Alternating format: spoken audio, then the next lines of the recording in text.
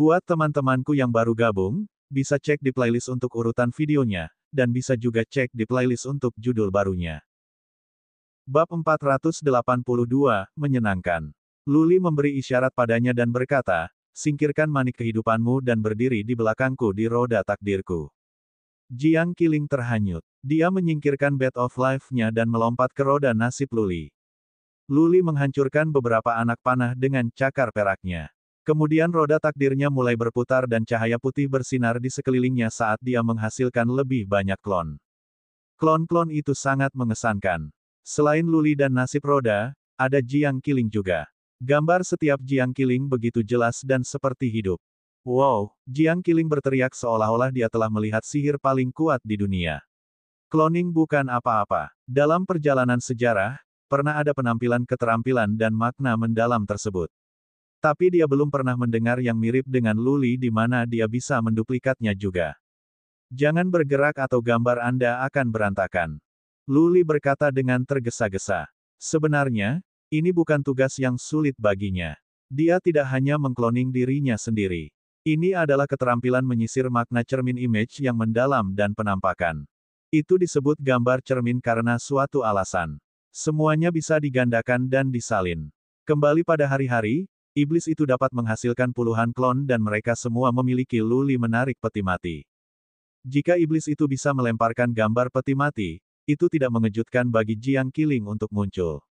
Tentu saja, Jiang Qiling tidak bisa bergerak secara acak atau gambar akan berantakan. Luli mengendalikan klon untuk terbang di sekitar dengan kecepatan tinggi, yang berarti dia terbang lebih cepat dari seorang prajurit pada tahap awal alam manusia berdaulat. Tapi prajurit ras bulu hanya bisa mencapai kecepatan puncak Realm Lord Nobeem. Masih ada jarak antara kecepatan mereka dan kecepatan tahap awal alam manusia berdaulat, belum lagi bahwa Luli lebih cepat. Kedua sisi tidak terlalu berjauhan dengan hanya jarak lebih dari 1000 kaki di antaranya. Klon-klon itu menakuti ras bulu. Squall, Squall, pemimpin perlombaan bulu menangis lagi saat dia merasakan bahaya. Luli tiba-tiba mempercepat yang memberi perasaan buruk pada pemimpin. Dia memerintahkan orang-orangnya untuk mundur. Namun, Luli sangat cepat. Luli sendiri mendekati kerumunan Federace, mengikuti klonnya. Tepat pada saat itu, dia berteriak, Jiang Qiling, lepaskan skill garis darah Anda. Baik, tatapan hitam keluar dari leher Jiang Qiling saat Soulfish Butterflies yang tak terhitung jumlahnya bergegas keluar. Dengan cepat, Luli menggandakan Soulfish Butterflies juga. Pada saat itulah dunia dipenuhi dengan Soulfish Butterflies. Bagaimana? Jiang Hu dan yang lainnya berdiri di pembukaan gua, heran dan kaget. Mereka mulai memandang Luli dengan kagum dan hormat. Wosh! Swiss! Swiss! Prajurit balap bulu ketakutan. Banyak yang lari ketakutan. Mereka mulai melepaskan panah secara acak, mencoba mengalihkan perhatian Luli dan mengalahkan Soulfish Butterflies. Menimbang bahwa Soulfish Butterflies hanya hantu, mereka tidak bisa dikalahkan. Soulfish Butterflies memasuki lusinan tubuh ras bulu dan jiwa-jiwa ras bulu ditangkap. Mereka tidak bisa mengepakkan sayap mereka, yang menyebabkan mereka jatuh. Jiang Qiling, lepaskan roda takdirmu dan hancurkan yang dari balap bulu. Luli meraung. Jiang Qiling tidak meragukan perintahnya. Dia melepaskan Bed of Life-nya, memperbesarnya dan mendorongnya ke bawah. Klon. Sekali lagi, Luli menghasilkan lebih banyak klon. Kali ini, klon takut Jiang Hu dan yang lainnya kaku. Bed of Life muncul di klon juga. Begitu banyak manik-manik kehidupan yang menekan seolah-olah hujan manik-manik kehidupan. Ledakan. Salah satu Federace telah direbut jiwanya dan dihancurkan. Jiang Qiling mengendalikan Bed of Life-nya untuk terbang dan menghancurkan yang lain. Kekuatan pertahanan dan kemampuan serangan The Federace tidak kuat. Satu-satunya keterampilan penting ras mereka adalah kecepatan mereka. Koko, pemimpin Federace telah terbang ke tempat yang jauhnya 3000 kaki. Api akan keluar dari matanya ketika dia melihat Jiang Qiling terus membunuh rakyatnya. Mendengar teriakan aneh, orang-orang dari Federace yang melarikan diri mulai bersinar dan, di antara alis mereka, muncul tanda berwarna putih dalam bentuk matahari. Ah, Luli, perlombaan bulu akan bertarung dengan hidup mereka. Ayo pergi, Jiang Qiling terkejut. Luli melirik. Dia melihat semua yang melarikan diri dari Federace menyingkirkan longbows mereka dan mengubah senjata mereka menjadi belati hitam. Tatapan yang datang dari antara alis mereka sama menyilaukannya dengan matahari, terlalu tidak menyenangkan untuk dilihat. Suara mendesing. Tiba-tiba, semua perlombaan bulu mempercepat dan berlari ke Lu Li dan Jiang Qiling. Tatapan putih bersinar pada Lu Li dan Jiang Qiling, begitu cerah sehingga mereka merasa mereka buta. Ayo pergi. Mereka telah melampiaskan amarah mereka karena Jiang Qiling telah membunuh lebih dari 30 ras bulu. Karena Lu Li belum mendapatkan pemahaman yang komprehensif tentang ras bulu, dia tidak berani maju terburu-buru. Roda nasibnya merentang saat ia bergegas ke gua. Jiang Hu dan yang lainnya memberi jalan bagi mereka. Wosh, wosh, wosh. Melihat bahwa Lu Li dan Jiang Qiling akan memasuki gua, setiap orang dari ras bulu melemparkan belati hitam mereka yang lebih cepat daripada panah. Aku akan membereskan ini. Cincin di tangannya menyala ketika dia mengeluarkan perisai besar yang melindungi mereka berdua. Kemudian dengan beberapa suara teredam hal-hal yang menabrak bersama, belati dihentikan oleh perisai. Perisai kelas suci. Lu Li terdiam. Jadi, baju besi dan perisai Jiang Qiling sama-sama dari kelas suci. Senjatanya juga harus dari kelas suci. Seberapa kayakah Pavilion of Delicacy? Peluang artefak kelas Suan suci yang muncul kecil. Memiliki kristal Suan tidak berarti orang bisa membeli artefak kelas suci Suan. Begitu sepotong muncul, biasanya keluarga besar akan membelinya. Artefak kelas suci Suan jarang terlihat di rumah lelang. Lu Li bergegas ke terowongan dengan Jiang Qiling dan berhenti setelah mereka berada 1000 kaki. Terowongan itu sempit. The Feather Rache tidak bisa memainkan kecepatan penuhnya di sini dan Soulfish Butterfish Jiang Qiling bisa membuat stun Rache mudah. Tidak ada yang perlu ditakutkan di gua. Jiang Hu dan yang lainnya mundur ke terowongan dan melihat perlombaan bulu menutup. Lu Li berkata sambil tersenyum, sekarang lepaskan Bats of Life-mu dan hancurkan mereka sampai mati. Di luar gua, mereka membutuhkan Bats of Life untuk melarikan diri tetapi tidak di dalam gua. Penampilan Lu Li dalam dua perkelahian telah memberi orang lain kepercayaan diri. Mereka semua melakukan apa yang Lu Li katakan tanpa ragu-ragu sementara Jiang Qiling dan Jiang Hu merilis Soulfish Butterflies. Skual, skual. Prajurit balap bulu mulai mencicit dengan cara yang aneh dan mereka mundur. Namun demikian, 7 atau 8 dari mereka dipukul oleh Soulfish Butterflies dan kemudian dihancurkan menjadi daging cincang oleh Bat of Life. Hahaha. Orang-orang merasa senang dan mereka bahkan mengejar pejuang Feather Rache yang melarikan diri. Tetapi mereka berhenti di pembukaan. Itu adalah tanah terbuka. Di tempat terbuka, mereka akan berada pada posisi yang kurang menguntungkan karena mereka lebih lambat daripada balap bulu. Menyenangkan. Jiang Qiling sangat gembira. Dia tidak pernah merasakan sesuatu yang menggembirakan seperti bertarung dengan Lu Li, bekerja bersamanya dan memenangkan kemenangan besar. Dia bahagia seperti anak kecil. Ayo pergi. Lu Li, di sisi lain, tidak begitu bahagia. Jelaslah bahwa orang-orang dari ras bulu adalah yang biasa. Tapi Jiang Qiling, Jiang Hu dan yang lainnya berasal dari keluarga super dan mereka memiliki bloodliness peringkat 8. Mereka hanya memiliki jalan keluar yang sempit karena keuntungan geografis. Bagaimana jadinya jika mereka bertemu dengan seorang murid kerajaan dari ras bulu? Juga, perlombaan bulu tidak bagus dengan serangan. Bagaimana jika mereka bertempur melawan murid kerajaan dari ras barbar, Asmodian, atau ras Fodo? Orang-orang Asmodian dikenal jahat dan licik. Racun dan serangga penyihir dari Fodo Rache bahkan lebih mengerikan. Setelah diracuni, konsekuensinya tidak akan terpikirkan. Bab 483, Serangan Jiwa. Tim pergi melalui lubang gua yang lain di mana tidak ada orang barbar yang mengintai. Tim tidak berani tinggal lebih lama. Mereka bergegas ke arah lain segera setelah mereka keluar dari gua. Ayo istirahat. Mereka berlari selama 2 jam sebelum Lu Li memanggil mereka untuk beristirahat di sebuah lembah. Jiang Qiling berhenti di sana segera dan yang lain mendengarkannya dan mulai beristirahat. Sebelum mereka menyadarinya, Lu Li telah menjadi pemimpin tim. Pada awalnya, ia dihina oleh Jiang Hu dan yang lainnya karena mereka dilahirkan dalam keluarga terhormat dan mereka berada di ranah yang jauh lebih tinggi daripada Lu Li. Tapi Lu Li telah menunjukkan kekuatannya setelah 2 perkelahian, terutama selama pengepungan oleh ras bulu. Jika bukan karena Lu Li dan Jiang Qiling, beberapa tim akan mati. Pejuang yang kuat selalu dihormati terlepas dari usia atau identitas mereka. Kekuasaan adalah apa yang menguasai dunia. Jiang Qiling dan Lu Li duduk bersebelahan. Luli tidak mengatakan apa-apa selain Jiang Qiling masih merasakan sensasi.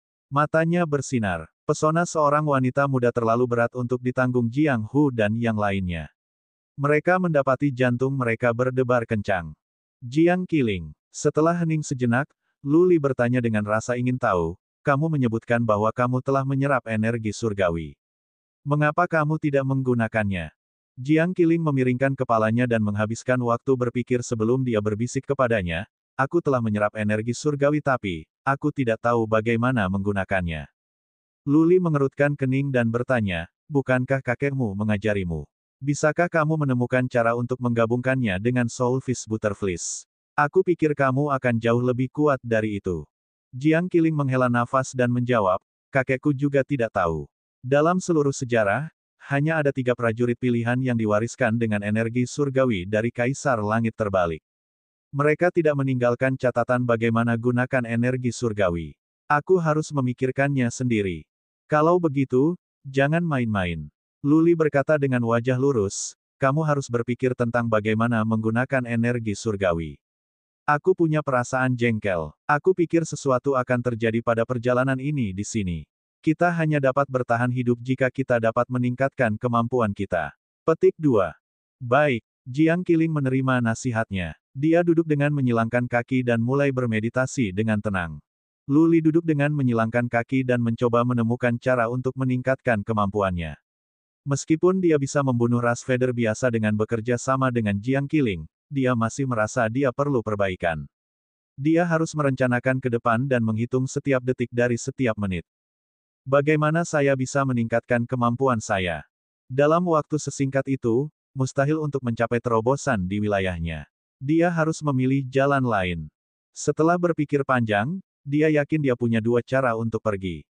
Pertama, dia bisa melanjutkan studinya tentang makna mendalam untuk melihat apakah dia bisa membuat terobosan di sana.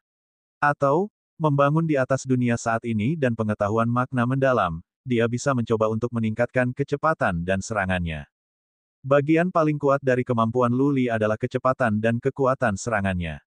Dia bisa lebih cepat dari seorang prajurit di tahap awal alam sovereign manusia dan cakar darahnya bisa menembus segalanya. Keterampilan lain yang dia miliki adalah cloning yang mengintegrasikan mirror image mendalam arti dengan penampakan. Menyisir ketiga faktor adalah alasan mengapa ia bisa mengalahkan balap bulu dan balap barbarian. Cakar darah tidak bisa melangkah lebih jauh karena itu adalah keterampilan garis darah. Kecuali jika dia membuat terobosan besar pada makna mendalamnya, dia tidak bisa lebih cepat sekarang. Adapun penampakan, dia telah mencapai tingkat iblis itu. Dia bisa mempelajari mirror image karena dia menyimpan ingatan dari iblis. Dia tidak mempelajari ini sendiri sehingga sulit baginya untuk memperbaiki dalam hal ini.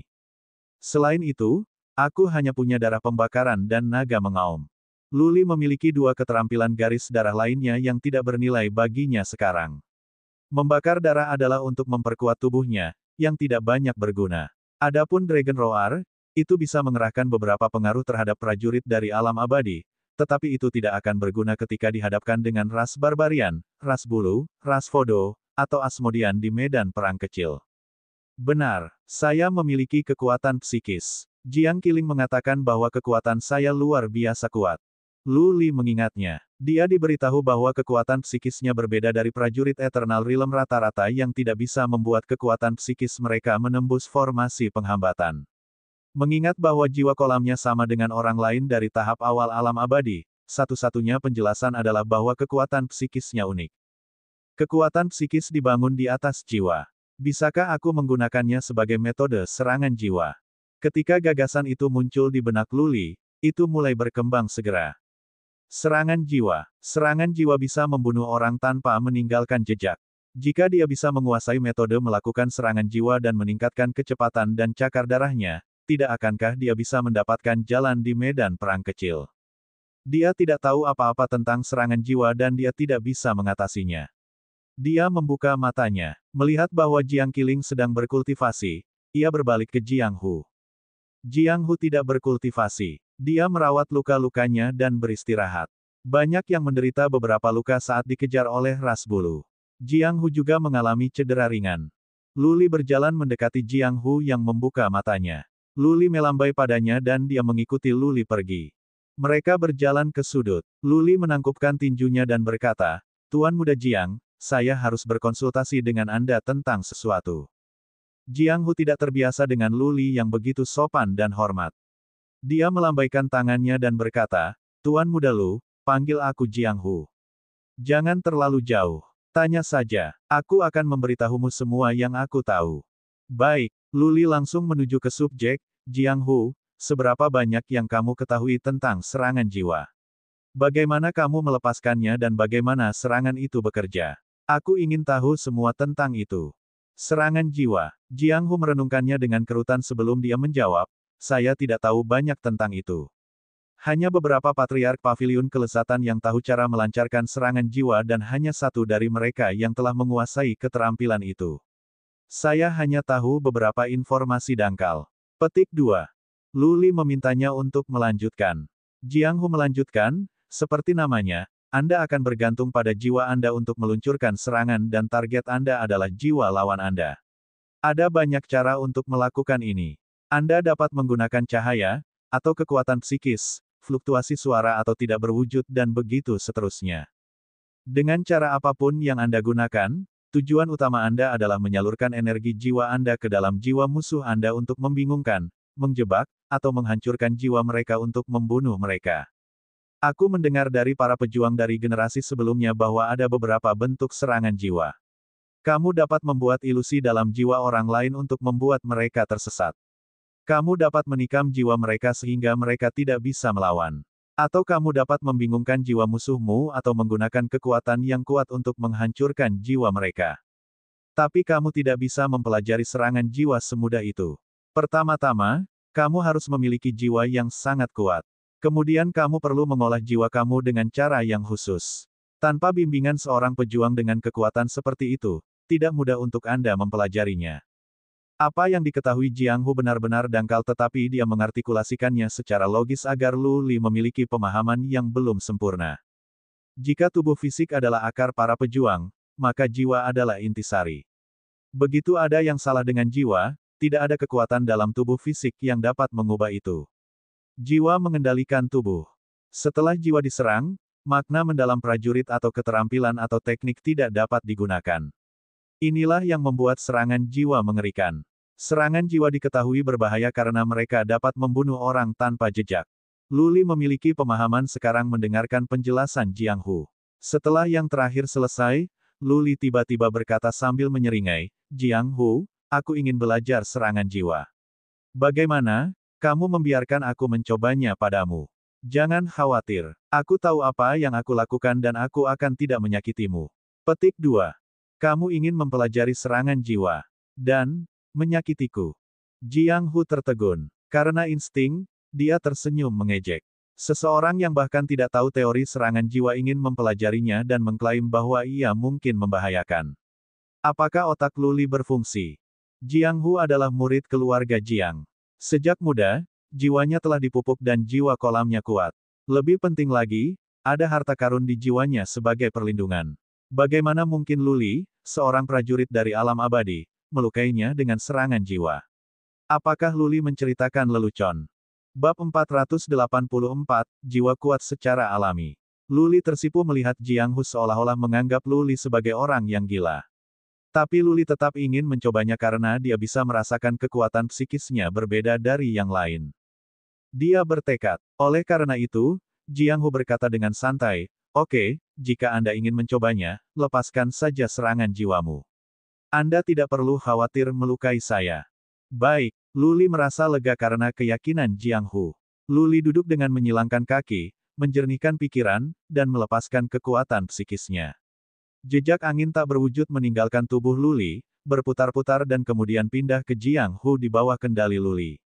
Luli telah menemukan pikiran Jiang Hu. Dia mengubah kekuatan psikisnya menjadi pisau tajam dan menusuknya ke dalam jiwa Jiang Hu seperti yang dia lakukan pada formasi penghambatan. Kekuatan psikis Luli menembus ke dalam jiwa Jiang Hu dengan nyaman. Tapi di luar jiwa kolam Jiang Hu, muncul tatapan biru.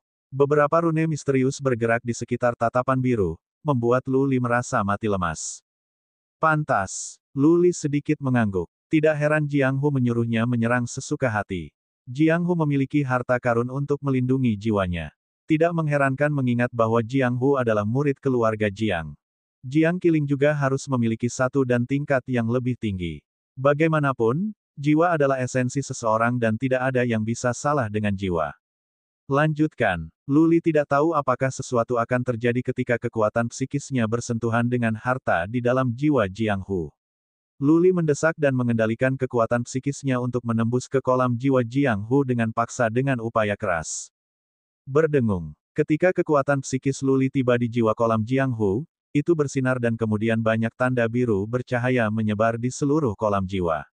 Luli merasa kekuatan psikisnya mengenai dinding, yang menyebabkan beberapa ketidaknyamanan dalam jiwanya sendiri. Itu kuat. Luli memutuskan untuk mencoba lagi. Keras kepala dalam karakternya telah di atas angin. Mengabaikan rasa sakit kesemutan di jiwanya sendiri, Luli terus mengubah kesemutannya menjadi pisau dan menabrak kolam jiwa Jiang Hu berulang kali. Wow, Jiang Hu terkejut. Dia bisa merasakan jelas energi aneh masuk ke jiwanya. Dia memiliki perasaan tentang apa yang terjadi di luar jiwa ponnya. Meskipun energinya tidak bisa memasuki soul ponnya sekarang, itu tidak berhenti. Jika dia tanpa harta karun untuk melindungi jiwanya, itu akan berada di bawah serangan ganas. Apa artinya itu? Itu berarti bahwa Luli telah menguasai cara untuk meluncurkan serangan jiwa, yang kuat tidak kurang. Jiang Hu kaget dengan kesimpulan yang sampai padanya. Dia tidak tahu bagaimana melakukan serangan jiwa. Namun, terlahir di rumah tangga terkemuka, ia belajar tentang serangan jiwa dari apa yang terus-menerus dilihat dan didengarnya. Ada satu hal mendasar menurut pemahaman Jiang Hu. Untuk mempelajari serangan jiwa, seseorang harus memiliki seorang mentor. Tanpa seorang mentor untuk memimpin, akan sangat sulit bagi seseorang untuk mengetahuinya sendiri. Bahkan dengan bimbingan dari mentor, seseorang harus mencapai alam abadi dan memurnikan jiwa selama beberapa tahun sebelum seutas energi dapat dibentuk untuk meluncurkan serangan. Kekuatan psikis biasa seperti tetesan, tidak agresif sama sekali. Kekuatan psikis normal lembut dan mereka hanya bisa digunakan untuk merasakan lingkungan, bukan untuk menimbulkan bahaya. Karena itu, sebelum seseorang dapat melakukan serangan jiwa, seseorang harus mengubah tetesan air menjadi semburan, semburan atau bahkan ombak yang mengamuk. Luli baru berusia 17 dan terbukti bahwa dia baru saja mencapai alam abadi. Kekuatan psikis baru saja menjadi miliknya baru-baru ini. Dengan kata lain, tidak mungkin Luli telah mengolah jiwanya atau memperhalus jiwanya selama bertahun-tahun. Luli tidak belajar metode untuk memperbaiki jiwanya, namun dia bisa melakukan serangan jiwa. Apakah Luli belajar sendiri atau dilahirkan untuk menjadi master dalam pengembangan jiwa? Fiuh. Sementara Jiang Hu sedang mempertimbangkan, Luli membuka matanya. Dia kecewa bahwa terlepas dari upaya yang dia investasikan di dalamnya, dia tidak bisa melakukannya dan itu menjadi bumerang bagi jiwanya sendiri. Jika dia melangkah lebih jauh, jiwanya akan sakit sehingga dia harus berhenti sekarang. Luli kesal. Dia berpikir bahwa jiwanya unik, namun dia tidak bisa menembus kolam jiwa Jiang Hu. Jiang Hu melihat kekecewaan di mata Luli dan memikirkan bagaimana perasaan Luli. Jiang Hu memutar matanya dan berkata, "Tuan Muda Lu, kamu benar-benar aneh, sungguh. Jika kamu mau bergabung dengan Paviliun Kelesatan, Patriark Agung kita bahkan mungkin menerima kamu sebagai murid magang dan kamu dapat dengan mudah menjadi Patriark dari klan eksternal." Petik 2. Bagaimana bisa begitu? Luli bertanya dengan bingung. Apa yang kamu lakukan adalah metode serangan jiwa yang cukup bagus. Yang Hu menjelaskan dan kemudian bertanya, Tuan Muda Lu, apakah Anda yakin tidak ada yang mengajari Anda cara mengolah jiwa Anda? Iya nih, Luli masih bingung. Lalu matanya menyala ketika dia bertanya, itu benar-benar dapat dianggap sebagai serangan jiwa. Ya tentu saja, Jiang Hu mengangguk dengan tegas. Dia melambai kepada seorang pria dan berkata, Jiang Li, kemarilah. Seorang pria muda berjalan, menatap Jiang Hu dan Luli dengan bingung.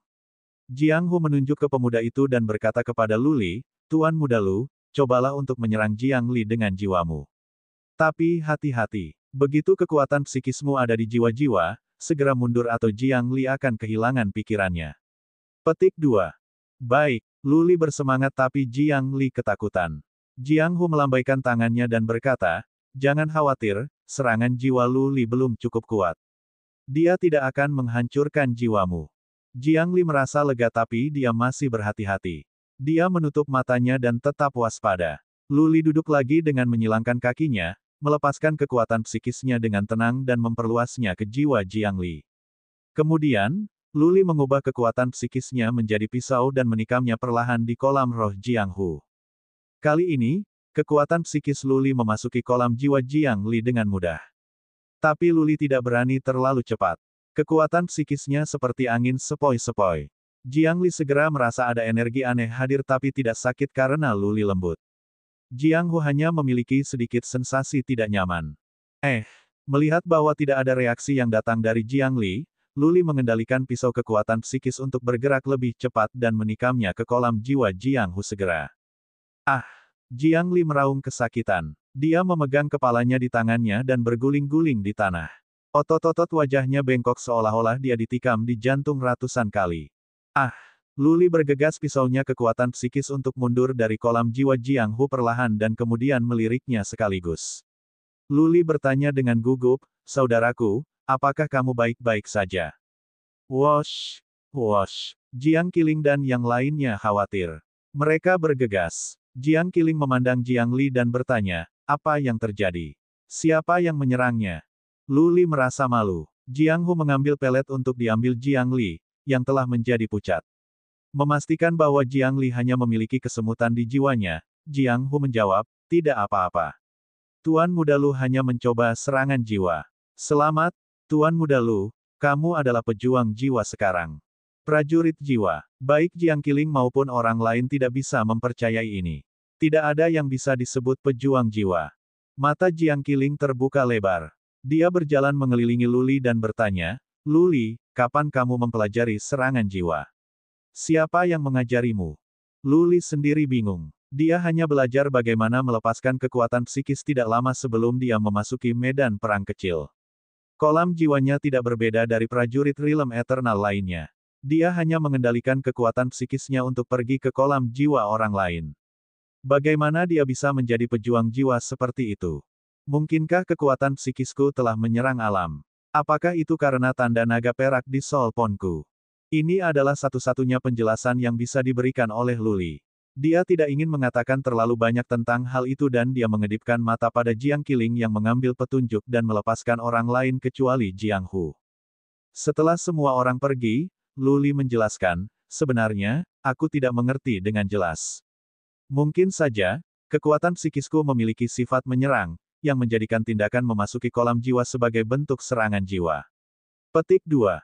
Baik. Jiang Qiling mengingat bagaimana kekuatan batin Lu Li melewati formasi penghambatan di kamarnya di kediaman Jiang Tianxun. Tidak ada prajurit Eternal Realm rata-rata bisa melakukan itu. Wow, atas pemikiran ini, Jiang Qiling berseru. Dia memandang Lu Li seolah-olah dia monster dan bertanya, "Lu Li, apakah kamu salah satu pejuang dengan kelahiran ajaib legendaris dan terlahir dengan jiwa yang kuat? Apakah kamu dilahirkan untuk mengetahui serangan jiwa?" Bab 485, Asmodean. Ada banyak bentuk kelahiran ajaib di dunia. Kelahiran Phoenix Api Luling adalah salah satunya. Legenda mengatakan bahwa pernah ada mukjizat kelahiran jiwa-jiwa yang kuat di Central Plains dan para pejuang itu dilahirkan untuk memahami cara mengolah jiwa dan melakukan serangan jiwa. Lu Li menggelengkan kepalanya setelah perkenalan Jiang Qiling. Dia yakin ini bukan masalahnya. Dia tidak mengerti kultivasi jiwa dan fakta bahwa kekuatan psikisnya bisa menyerang adalah karena tanda naga perak. Apapun alasannya, satu hal yang pasti, Lu Li bisa meluncurkan serangan jiwa dan dia sekarang adalah pejuang jiwa.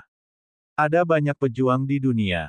Prajurit Realm Lord Realm tidak berharga di Central Plains. Tetapi mereka yang bisa dianggap sebagai pejuang jiwa sangat sedikit dan jarang. Hanya beberapa di Pavilion of Delicacy yang merupakan pejuang jiwa dan hanya satu patriark agung yang mahir dalam serangan jiwa. Keluarga Lu juga tidak memiliki banyak pejuang jiwa. Tetapi patriark hebat keluarga Lu dibudidayakan dengan baik di dalam jiwanya. Dia adalah salah satu pejuang jiwa paling kuat di Central Plains. Karena itu, pejuang jiwa memiliki status tinggi. Jiang Hu tidak menipu Lu Li. Jika Lu Li benar-benar bergabung dengan Pavilion of Delicacy, dia setidaknya bisa menjadi patriark klan abadi. Lu Li juga senang. Dia telah mencoba sesuatu yang acak dan sekarang dia memiliki cara yang kuat untuk menyerang. Setelah semua, Jiang Li adalah seorang prajurit dari alam mulia. Meskipun dia hanya di tahap tengah, mengingat bahwa dia dilahirkan di keluarga Jiang, jiwa Jiang Li harus cukup kuat. Jiang Qiling bahkan lebih bahagia untuk Luli. Dia mengeluarkan 3 kotak giok dari cincinnya, memberikannya kepada Luli dan berkata, "Luli, itu adalah ramuan untuk memelihara jiwa. Kamu baru saja mencapai alam abadi sehingga jiwamu tidak cukup kuat. Ambil 3 tanaman dan milikmu jiwa dapat ditingkatkan secara luar biasa. Itu semua adalah ramuan tingkat 7. Petik 2. Ramuan peringkat ke-7. Jiang Hu berbalik dan cemberut. Dia bahkan tidak memenuhi syarat untuk melihat ramuan ini biasanya. Setiap eliksir tak ternilai harganya dan Jiang Qiling hanya memberikannya pada Lu Li tanpa pikir panjang. Lu Li tidak berpura-pura menolak. Dia tahu bahwa jiwanya tidak cukup kuat. Menyerang Jiang Hu sudah membuat Lu Li merasa lebih lemah di jiwanya dan dia hampir terluka. Ia harus meninggikan kekuatan jiwanya. Lu Li, Jiang Qiling menambahkan, ada banyak bentuk serangan jiwa. Saya pernah membaca buku rahasia dengan beberapa perkenalan tentang serangan jiwa. Misalnya, Anda dapat menyebarkan serangan jiwa Anda dan menembus kolam jiwa dari sisi yang berbeda. Anda dapat menyelimuti musuh Anda kolam jiwa dengan energi jiwamu untuk memutuskan hubungan antara jiwanya dan tubuhnya. Juga, energi jiwanya dapat menerobos masuk ke kolam jiwa dengan berbagai cara. Semua dalam semua, Anda harus mencari cara untuk masuk ke jiwa musuh Anda dan kemudian menghancurkan jiwa mereka. Anda harus meluangkan waktu untuk memikirkannya. Setelah kita keluar, saya akan mencoba untuk mendapatkan buku rahasia itu untuk Anda. Lu Li merasa telah melangkah ke dunia baru setelah mendengar Jiang Qiling.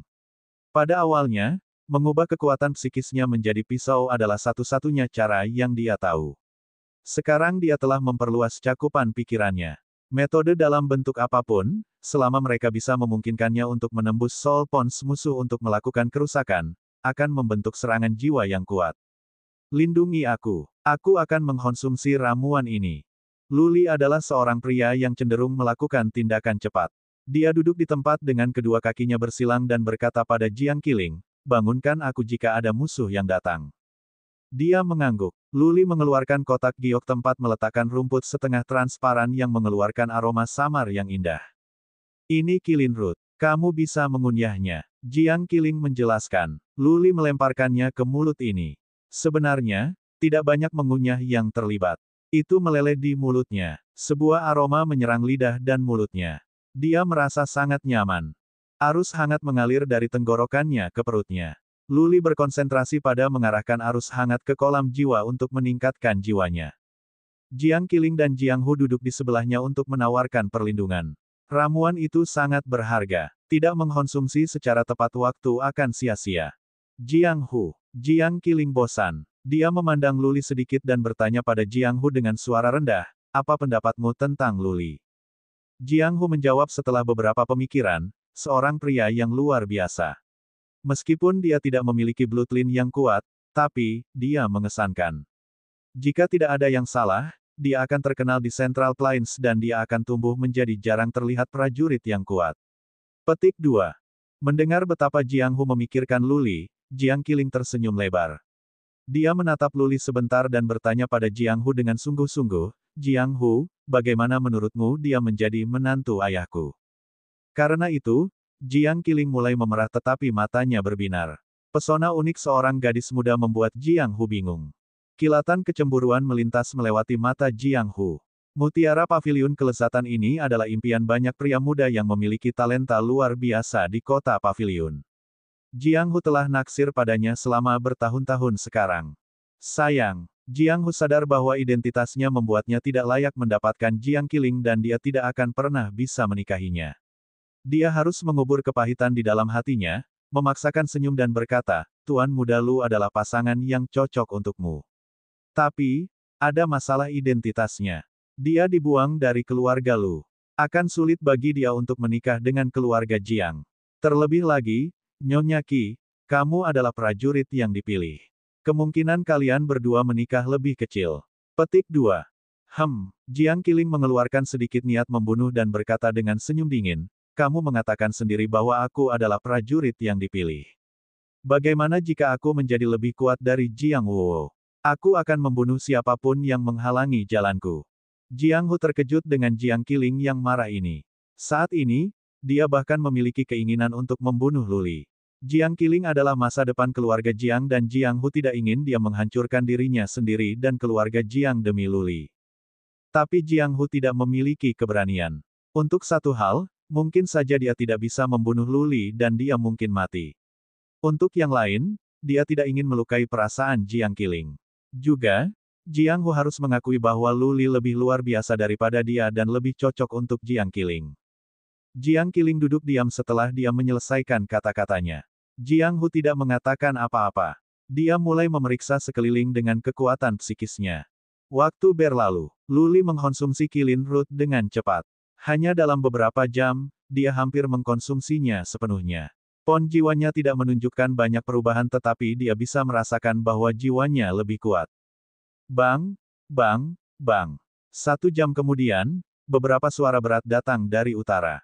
Jiang Qiling dan Jiang Hu membuka mata mereka secara bersamaan dan berbelok ke utara.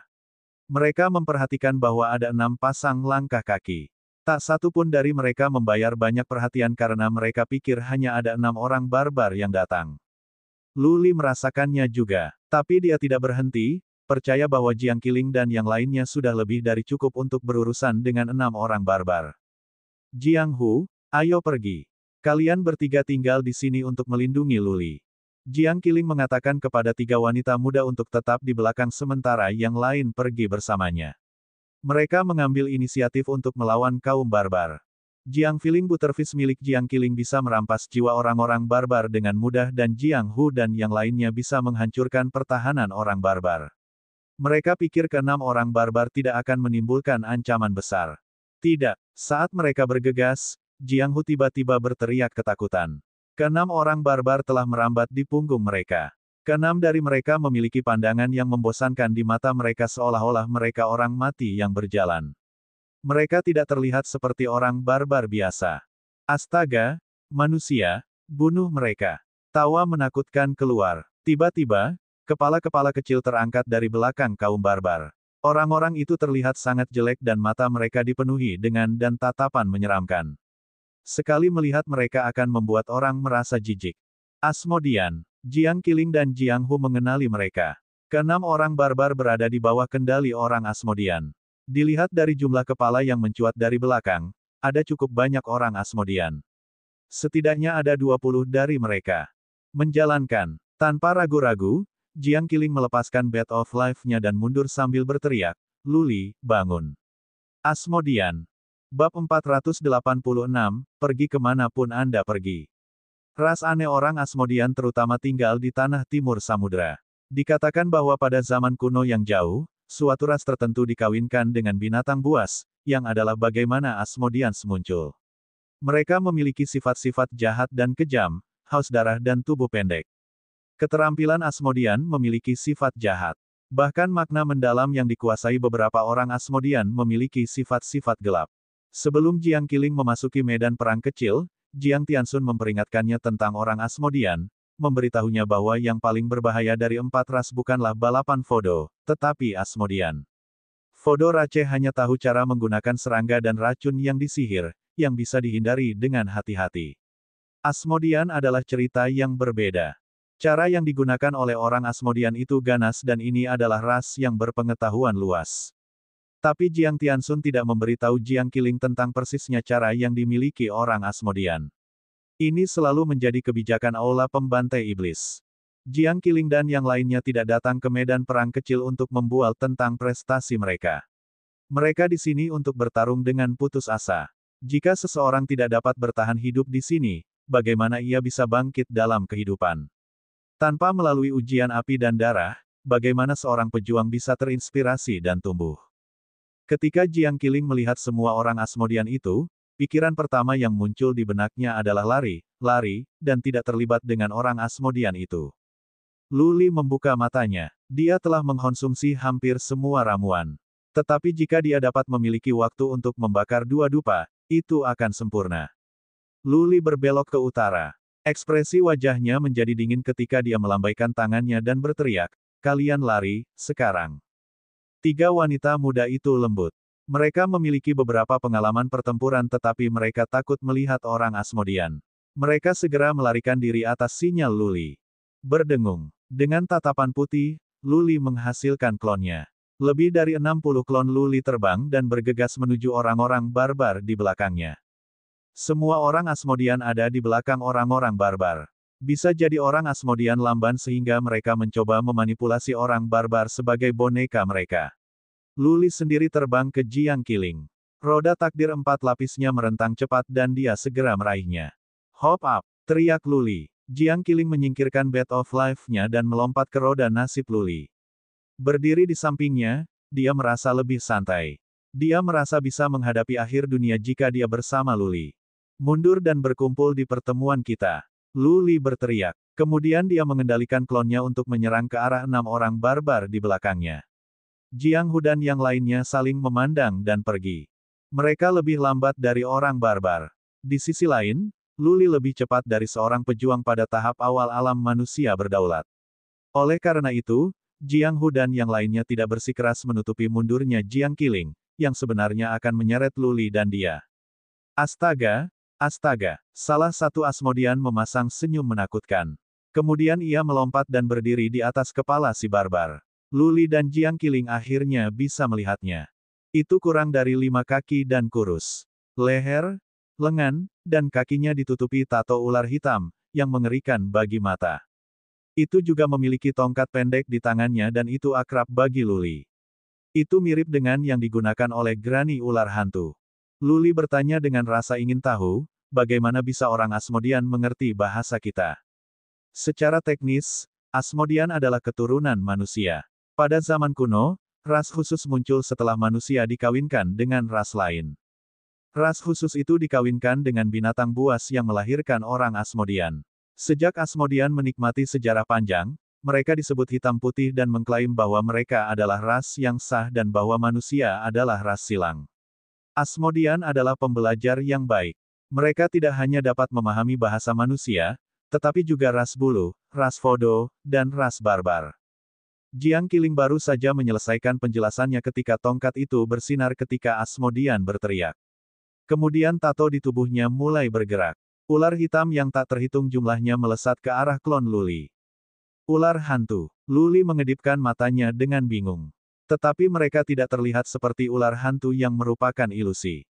Itu nyata, ular asli. Mata segitiga bercahaya mereka menakutkan. Bang, bang, bang. Ular hitam bergegas ke klon Luli dan membukanya. Tapi ular-ular itu tidak menderita kerusakan apapun dan mereka mendatangi Luli. Bang, bang, bang. Barbar menambah kecepatan mereka, memperpendek jarak antara mereka dan Luli dan Jiang Qiling. Orang Asmodean melompat ke bahu dan kepala barbar satu demi satu, melambaikan tongkat mereka. Tato mereka mulai terbang keluar. Tidak semua tato adalah ular. Beberapa dari mereka adalah kelabang, kalajengking atau serangga. Setelah orang-orang Asmodean melambaikan tongkat mereka, serangga beracun itu bergegas keluar. Pada saat itu, Luli dan Jiang Qiling berpikir bahwa mereka telah bertemu dengan Vodo Rache, bukan orang Asmodean. Wow! Tiba-tiba, Asmodean pertama melambaikan tongkatnya dan datanglah hembusan angin dingin dari utara. Dalam sekejap, menjadi suram di atas dan di bawah gelap. Kerikil tersapu di tanah dan ilusi hantu berkedip-kedip. Semua orang mengira mereka di neraka. Luli. Setelah semua dikatakan dan dilakukan, Jiang Qiling hanyalah seorang gadis muda. Dia menjadi pucat karena takut dan meraih ke lengan Luli, gemetar. Luli memiliki tatapan serius dan dia berhati-hati.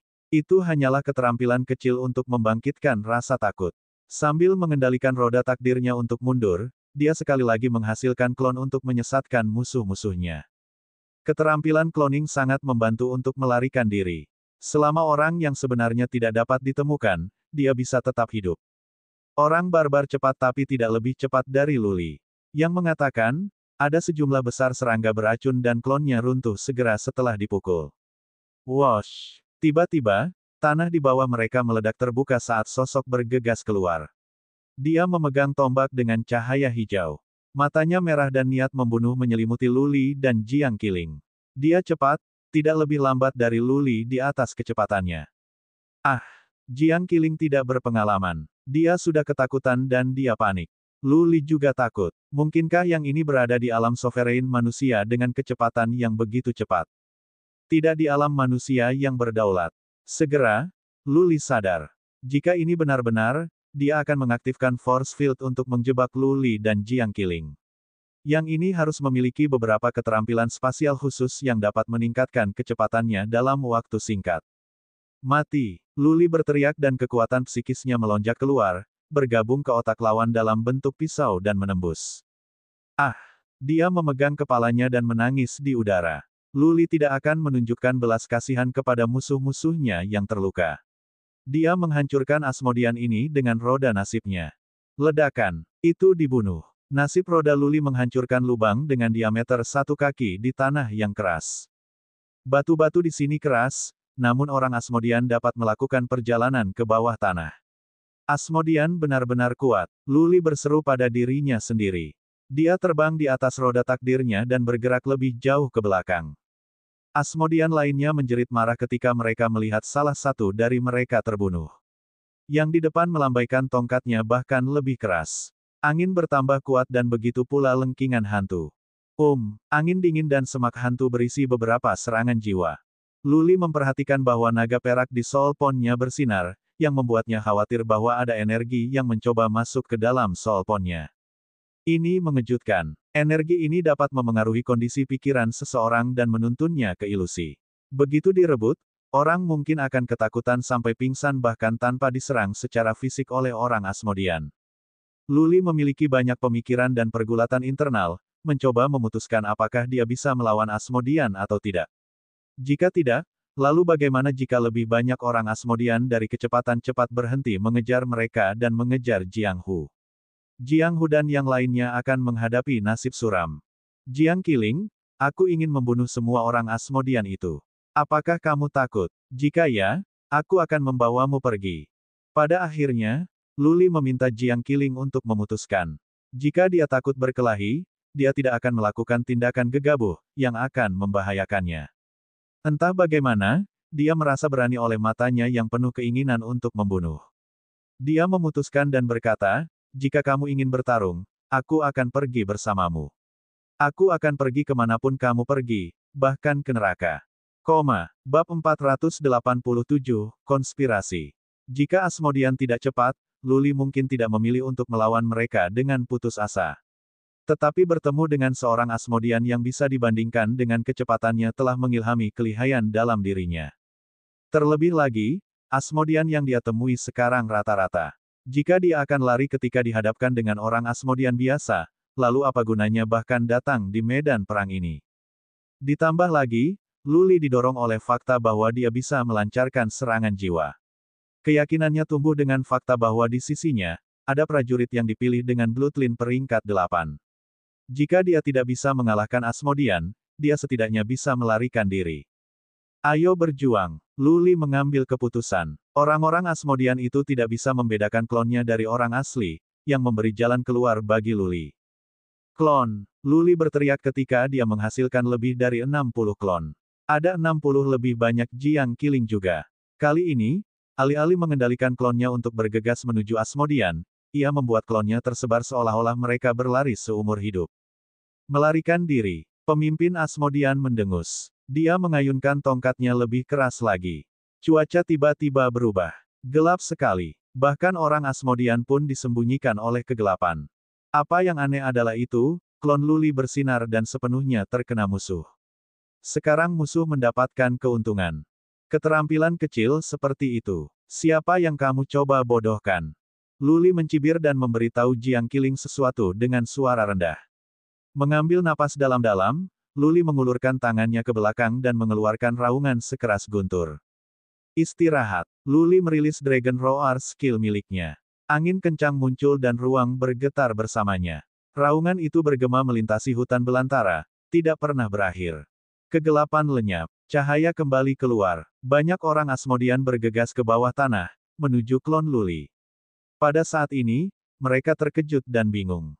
Roar naga Lu Li tidak menimbulkan bahaya pada keluarga Asmodean dan Jiang Qiling hanya merasakan sedikit sakit pada gendang telinganya. Dibandingkan dengan skill lainnya, Dragon Roar tidak terlalu kuat. Yang sedang berkata, keterampilan ini bisa mengguncang ruang, yang menghancurkan ilusi yang dibangun Asmodean.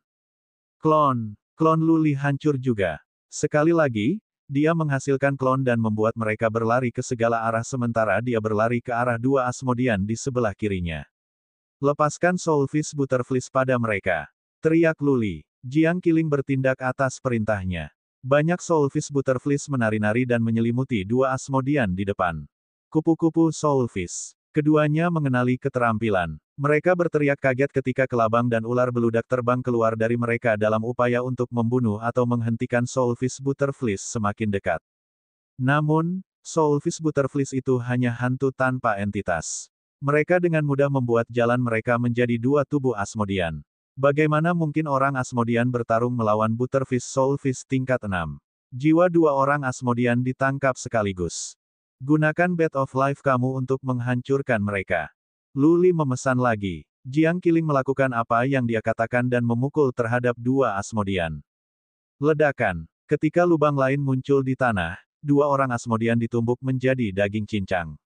Asmodean lainnya berteriak dengan marah dan berjalan menuju Luli dan Jiang Qiling. Dapatkan Bat of Life Anda kembali dan mari kita lari. Luli menyeringai. Dia menyingkirkan Bat of Life ketika Luli menghasilkan puluhan klon, meninggalkan 20 dari mereka untuk menunjukkan serangan menyerang orang-orang Asmodean itu sementara dia dan Jiang Qiling melarikan diri. Bang! Bang! Bang! Asmodean menggigil, merasa marah. Mereka menyadari bahwa semua itu hanyalah klon. Tapi Luli cepat dan dia bisa menghasilkan lebih banyak klon. Apa yang bisa dilakukan para Asmodean?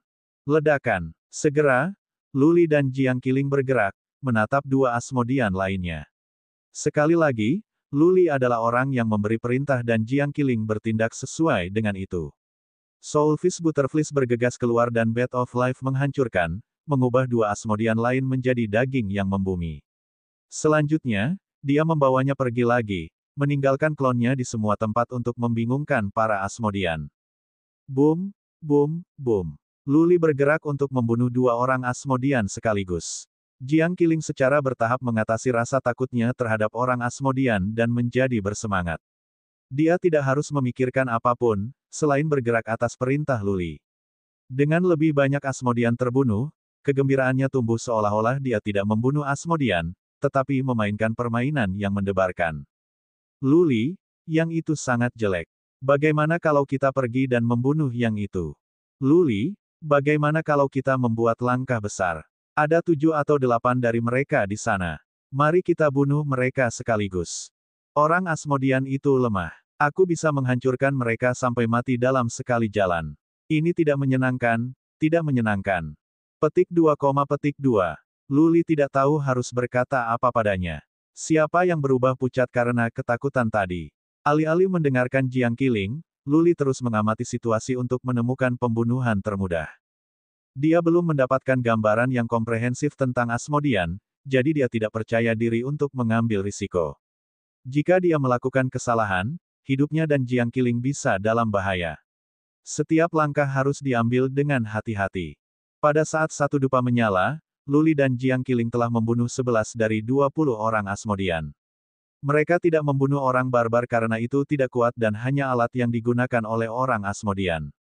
Kembali, pemimpin tim Asmodean akhirnya mulai merasakan ketakutan. Dia tahu bahwa pada tingkat ini, semua Asmodean termasuk dirinya sendiri akan mati dan hidup mereka akan diambil oleh Luli satu persatu. Semua orang Asmodean berkumpul dan melompat ke punggung dua orang barbar. Punggung orang barbar ditutupi dengan tanaman merambat yang dipegang Asmodean dengan satu tangan untuk menghindari jatuh. Kedua orang barbar pergi dengan langkah sementara 4 yang tersisa menyerbu ke arah Luli. Mereka melambaikan palu tembaga dan rantai besi mereka, mengambil serangan tanpa pandang bulu. Mereka berusaha lari. Luli, kita harus menghentikan mereka. Jiang Qiling bersenang-senang dan dia mendesak Luli untuk mengejar mereka. Dia memikirkannya dan terbang dengan roda takdirnya. Dia cepat dan dia bisa meluangkan waktu untuk membunuh orang-orang Asmodean itu satu persatu. Juga, dia ingin menangkap satu sebagai budak untuk mencoba teknik serangan jiwanya. Luli berjalan dengan mudah di sekitar 4 orang barbar dengan nyaman dan mengejar mereka berdua. Pada saat setengah dupa untuk membakar, dia telah menyusul mereka. Melihat rasa takut yang tertulis pada 8 orang Asmodean yang tergantung di punggung para barbar, Lu Li dan Jiang Qiling merasakan kenikmatan berburu. Ada yang tidak beres. Segera, Lu Li merasakan ada yang tidak beres tapi dia tidak bisa meletakkan pin di situ. Melihat ekspresinya, senyum Jiang Qiling juga memudar. Dia menatap para Asmodean dengan hati-hati dan tiba-tiba berteriak, "Oh, ada yang hilang." Betul, Lu Li sadar. Ada 10 orang Asmodean yang melarikan diri tetapi mereka hanya melihat 8. Lu Li menghasilkan lebih banyak klon saat mencoba melarikan diri. Bang, bang, bang. Tanah mulai terbuka ketika 5 sosok melompat keluar dengan semua orang memegang tombak yang bersinar. Berdengung. Bersamaan dengan itu, mereka yang tergantung di punggung barbar bersinar hitam dan mempercepat. Mereka berubah menjadi kabur gelap, berlari ke arah Lu Li dan Jiang Qiling. Swiss. Pemimpin tim menghilang di udara. Lu Li dan Jiang Qiling merasakan bahaya yang fatal, merasa seperti mereka akan mati pada detik berikutnya. Konspirasi. Asmodean telah memalsukan retret mereka. Ini adalah konspirasi. Mata Asmodean dipenuhi dengan kekerasan dan kekejaman. Mereka tidak pernah berpikir untuk melarikan diri sedetik pun. Sebaliknya, mereka mencoba membuat perangkap untuk membunuh Lu Li dan Jiang Qiling. Siap-siap, kilau dingin melintas di mata Lu Li. Musuh telah mempercepat, yang tidak menyisakan waktu bagi Lu Li untuk melarikan diri sekarang. Satu-satunya pilihan adalah bertarung dengan putus asa. Bab 488, berjuang sampai akhir pahit. Lu Li tidak terintimidasi oleh orang-orang Asmodean di belakangnya maupun orang-orang yang melompat keluar dari bawah tanah. Baginya, ancaman terbesar datang dengan pemimpin tim yang menghilang. Dalam sepersekian detik, Lu Li telah membuat keputusan. Dia menghasilkan puluhan klon dan mengendalikan mereka untuk pergi di belakang dan di bawahnya untuk menghentikan orang-orang Asmodean ini. Pada saat yang sama, ia berteriak kepada Jiang Qiling, "Lepaskan kupu-kupu pesta kehidupan Anda dan manik-manik kehidupan untuk menghancurkan mereka yang ada di sana." Dia sudah terbiasa mendengarkan perintahnya. Dia merilis Soulfish Butterflies dan Bat of Life saat dia berkata tanpa ragu-ragu. Wosh, wosh. Dari bawah mereka, tato 5 Asmodean mulai bergerak. Serangga beracun termasuk ular beludak, kelabang dan kalajengking terbang. Lu Li membuka mulutnya dan meraung, "Pergilah." Naga mengaum tidak memiliki banyak pengaruh pada Asmodean tetapi bisa mengguncang ruang dan menyebabkan angin muncul. Setelah raungan ini keluar, ruang mulai beriak dan angin kencang memperlambat serangga beracun turun. Sementara serangga beracun melambat, Soulfish Butterflies tidak terpengaruh sama sekali dan mereka semua melonjak ke dalam tubuh 5 Asmodean. Kemudian Bat of Life turun dengan keras pada mereka dan menghancurkan mereka. Seperti yang aku duga, pada kematian 5 Asmodean, serangga beracun mulai melarikan diri dan berhenti menyerang, yang melegakan Lu Li. Dia telah meramalkan bahwa ini akan terjadi tetapi dia tahu bahwa satu penilaian yang salah dapat berarti akhir dirinya dan Jiang Qiling. Musuh terbesarnya bukanlah kelima orang itu, atau mereka yang datang dari belakangnya, tetapi pemimpin tim yang telah menghilang di udara. Jiang Qiling, gunakan Soulfish Butterflies-mu pada 7 itu. Lu Li menggunakan Dragon Roar untuk memberikan perintah ini padanya. Raungannya menyebabkan ruang bergetar dan menyebabkan rasa sakit di gendang telinga Jiang Qiling. Dia menutup matanya, mencoba merasakan gelombang kejut di ruang angkasa menggunakan kekuatan psikisnya. Desir, desir, desir. Ruang di atas kepala Lu Li memiliki riak kecil sebelum sesuatu muncul seperti hantu. Dia menggerakkan tombaknya dengan cepat ke kepala Lu Li dan mencoba menusuknya. Lu Li memusatkan perhatian pada gelombang kejut di angkasa, namun pria ini muncul tepat di atas kepalanya dan menyerang dengan sangat cepat sehingga Lu Li tidak punya waktu untuk menghindar. Pada saat kritis itu, Lu Li tetap tenang. Kekuatan psikisnya berubah menjadi pisau tajam dan menusuk kepalanya. Pada saat yang sama, tangan Lu Li yang tersembunyi menjadi cakar darah saat ia meraih tombak. Berdengung. Pada saat itu, ular berbisa di dalamnya bergerak dan berseru ke arah Lu Li, menutupi ruang di sekitar mereka dalam kabur hitam. Lu Li akan digigit sampai mati jika dia tidak melakukan apa-apa.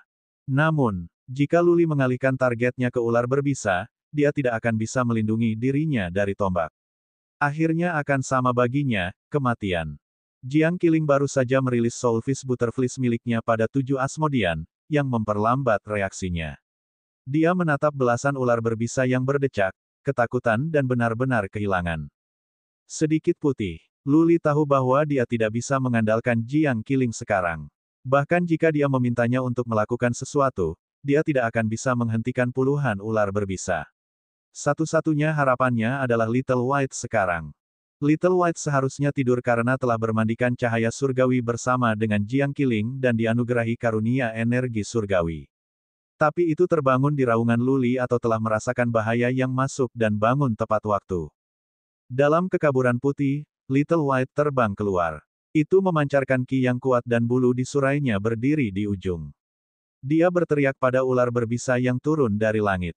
Wosh! Wosh! Kecepatan ular itu terhambat. Selanjutnya, mereka mulai melarikan diri ke segala arah dengan ketakutan. Karena tidak ada lagi kekhawatiran ular beludak, Luli menghancurkan tombaknya dengan cakar darahnya. Bang! Tombak itu bukan artefak kelas Suan Suci. Itu pecah berkeping-keping di cakar darah Luli yang mencapai lebih jauh dan menghancurkan kepalanya. Hujan darah mulai turun. Ah! Jiang Qiling pindah untuk menghindari hujan darah tetapi Luli berlumuran darah dan menumbuk daging, yang membuatnya tampak mengerikan. Fiuh! Fiuh! Luli menghela napas. Jika Little White tidak bangun, dia benar-benar akan berada dalam bahaya fatal. Pemimpin tim Asmodean ini sangat kuat. Dia bisa melakukan perjalanan dalam kehampaan dan memiliki kecepatan secepat itu. Luli, kamu baik-baik saja. Maafkan aku tidak berguna. Jiang Qiling bergegas, malu.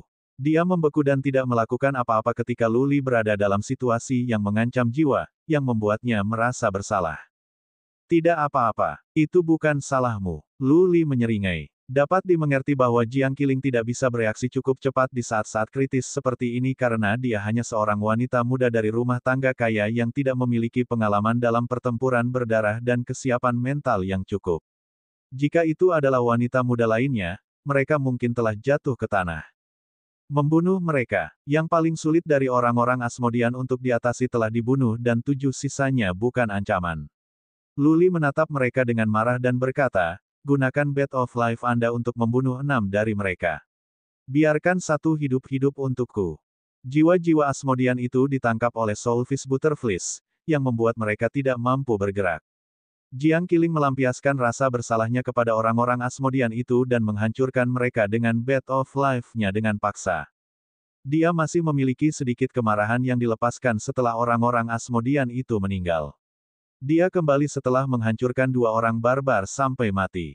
Luli mengeluarkan pedang, bergegas dan memotong tangan dan kaki Asmodean yang tersisa. Luli menggunakan bagian belakang pedang untuk mematahkan anggota tubuhnya, mengikatnya dalam tanaman merambat dan menyeretnya pergi.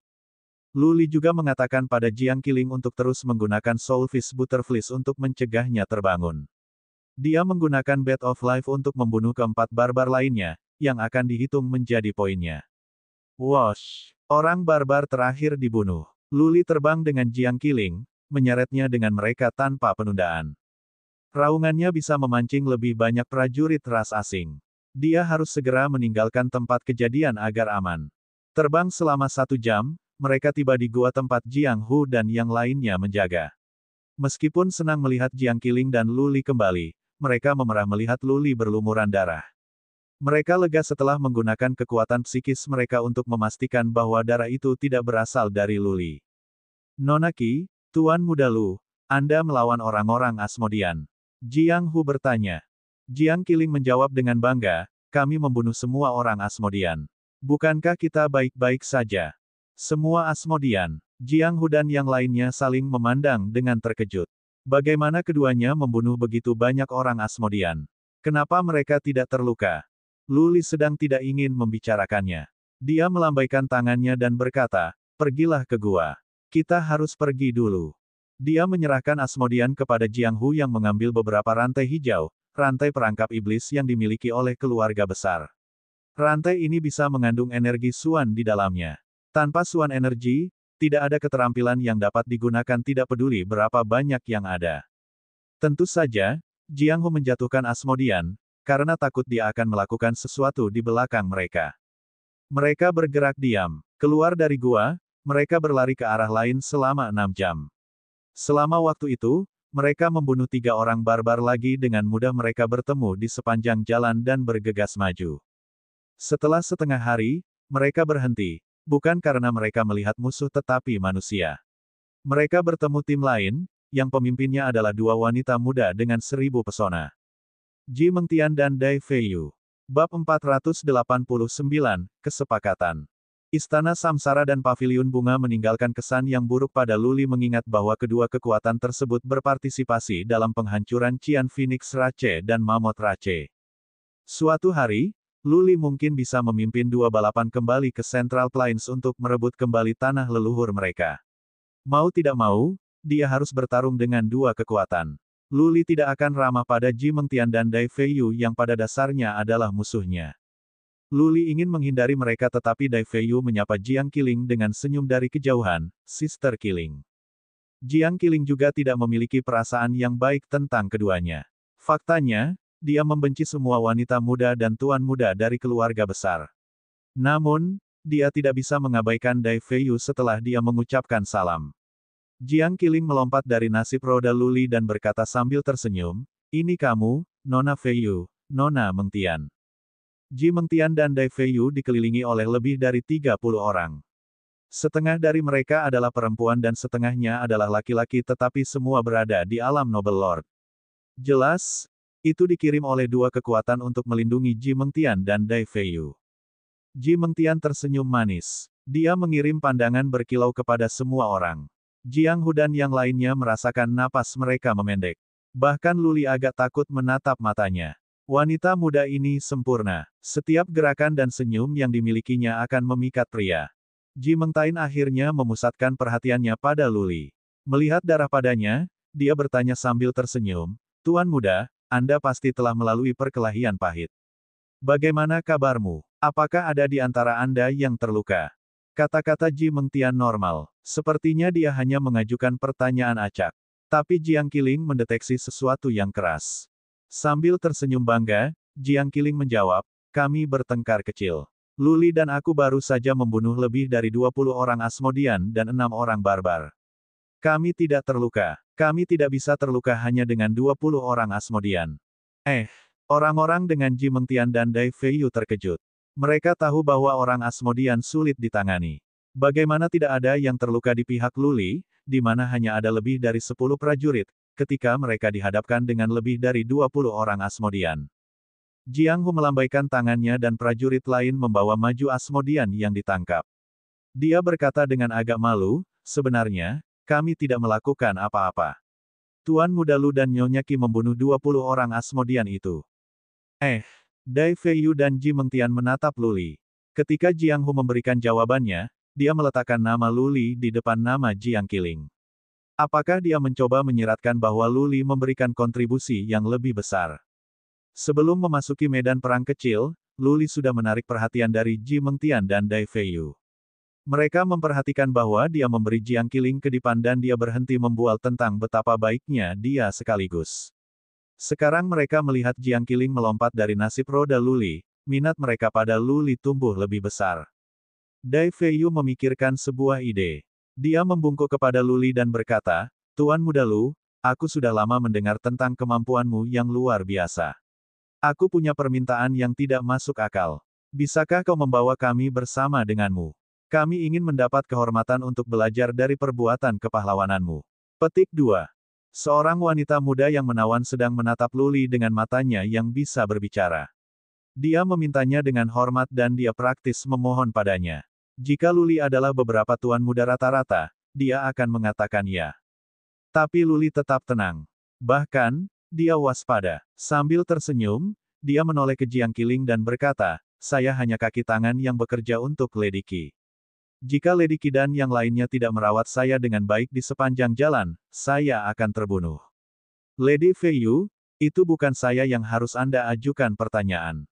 Anda harus mencari jawaban dari Nona Qi dan saudara Jiang Hu. Petik 2. Luli menolak dengan halus. Jika Dai Feiyu punya akal, dia akan membiarkan mereka pergi. Namun, dia menolak melakukannya. Dia membungkuk kepada Jiang Qiling sedikit dan bertanya, "Saudari Qiling, tolong bawa kami. Kami hampir terbunuh oleh perlombaan fodo. Kami memiliki sekitar 40 atau 50 orang di tim kami dan sekarang kami hanya memiliki sebanyak ini. Jika Anda tidak membawa kami dengan Anda, kami akan dimakamkan di sini. Petik 2. Dai Feiyu telah berbicara dengan nada rendah hati tetapi Ji Mengtian tidak mencoba untuk menyela. Dia berdiri di samping dengan senyum lembut. Jiang Qiling tidak bisa mengambil keputusan. Dia tahu bahwa Luli tidak akan suka pergi dengan tim lain. Di sisi lain, Dai Feiyu adalah seorang wanita muda dari paviliun bunga dan dia sangat manis untuk memanggil saudara perempuan Jiang Qiling. Jika Jiang Qiling menolak, itu tidak baik. Melihat bahwa Jiang Qiling sedang berjuang, Ji Mengtian berkata sambil tersenyum, "Nyonya Jiang, kamu adalah prajurit yang dipilih dan kamu telah diberi energi surgawi dari Kaisar Langit Terbalik. Kemampuanmu luar biasa. Adalah normal bahwa kamu tidak berpikir sangat dari kita. Feiyu, kita akan menyeret Lady Jing ke bawah." Ajakan persuasi. Luli berkata pada dirinya sendiri. Ji Mengtian dan Dai Feiyu bermain sebagai polisi baik dan polisi jahat, memaksa Jiang Qiling untuk menerima saran mereka. Jiang Qiling adalah orang yang sombong dan bahkan sombong. Dia akan menyerah pada provokasi. Seperti yang dia harapkan, Jiang Qiling mengambil keputusan dan berkata, "Saudari Feiyu, Nyonya Mengtian, jika Anda ingin pergi bersama kami, jadilah itu. Tetapi jika kita menghadapi situasi yang serius dan kita bahkan tidak bisa mengurus diri sendiri, Anda harus berlari sendiri." Petik 2. Gadis konyol seperti itu. Luli menghela nafas. Jelas bahwa Ji Mengtian dan Dai Feiyu memendam pikiran yang tidak diinginkan. Jauh di lubuk hati mereka meremehkan Jiang Qiling dan Luli. Sekarang Jiang Qiling benar-benar bertindak seolah-olah dia adalah bos dan akan mengurus dua tim. Luli tidak bisa membiarkan dirinya menarik terlalu banyak perhatian ketika ada orang luar di sini. Dia tutup mulut. Dia mengedipkan mata pada Jiang Qiling yang mulai terbang dengan Bat of Life-nya sendiri. Tim besar berangkat. Luli melambat dengan sengaja dan bergerak ke belakang Jiang Hu, berusaha menjaga jarak dari Ji Mengtian dan Dai Feiyu. Mereka terbang selama 2 jam lagi ketika mereka berhenti di sungai. Beberapa wanita muda di atas bulan. Mereka kelahiran bangsawan dan akan memperhatikan kebersihan pribadi. Mereka harus menyegarkan segera setelah ada sungai yang jarang terlihat. Tunggu, Jiang Qiling akan pergi ke air tanpa alas kaki ketika Ji Mengtian tiba-tiba berkata, "Jiki." Seorang prajurit keluarga Ji bergegas ke hulu dan menaruh kebutuhan perak ke dalam air. Setelah beberapa pemeriksaan yang cermat, dia mengangguk dan berkata, "Bersih, aman." Luli mengangguk pada dirinya sendiri. Ji Mengtian ini adalah yang bijaksana.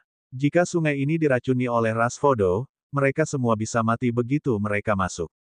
Pasukan Ji Mengtian mulai mengambil barang-barang untuk membangun tenda. Mereka juga membangun tenda di sungai sebagai kamar mandi. 4 atau 5 prajurit dikirim untuk menjaga daerah itu. Tindakan mereka meyakinkan bahwa Istana Samsara memang yang paling kuat di Central Plains. Bahkan mereka yang bekerja untuk Ji Mengtian tidak terlalu buruk. Ji Mengtian, Dai Feiyu dan Jiang Qiling semua pergi ke kamar mandi sementara dengan beberapa wanita muda yang menjaga mereka. Mereka akan menggunakan kekuatan psikis mereka untuk melihat apakah seseorang mencoba mencuri pandangan. Ha, ha, ha. Dari dalam datang beberapa tawa yang menyenangkan, yang terlalu menggoda untuk ditanggung oleh Jiang Hu dan yang lainnya. Jika mereka menggunakan kekuatan psikis mereka, mereka bisa melihat pemandangan indah para wanita muda yang sedang mandi sekaligus. Meski begitu, tidak ada yang berani bergerak. Mereka bisa diretas sampai mati jika mereka diperhatikan. Pikiran Luli tenang seperti air. Dia pergi sendiri ke bawah untuk mandi. Dia menghabiskan hampir 1 jam untuk membersihkan darahnya dan menghilangkan baunya. Pada saat dia berpakaian dan pergi ke darat, dia melihat seseorang yang tak terduga, Ji Mengtian. Ji Mengtian mengenakan gaun kerajaan kuning. Jepit rambut ungu berkilau. Kecantikannya tak terlukiskan. Dia berdiri di bawah pohon kecil dan tersenyum pada Luli, seperti bunga peoni yang mekar. Jejak dingin melintas di mata Luli. Dia tidak tahu bahwa Ji Mengtian telah pindah ke sini tanpa suara. Luli tidak akan percaya jika wanita muda ini tidak punya niat untuk datang kepadanya, menghindari yang lain. "Tuan Muda Lu, jangan terlalu tegang. Aku tidak punya niat buruk." Ji Mengtian berjalan dengan elegan. Dia berhenti 30 kaki di depannya. Sambil tersenyum lembut, "Aku di sini untuk membuat kesepakatan denganmu. Tuan Muda Lu, apakah kamu ingin tahu keberadaan kakakmu?" Bab 490, Upaya Mati.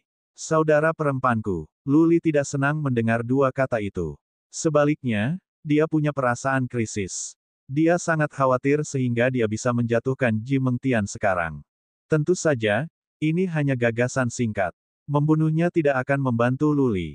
Alasan dia memiliki pemikiran seperti itu adalah karena dia merasakan bahaya.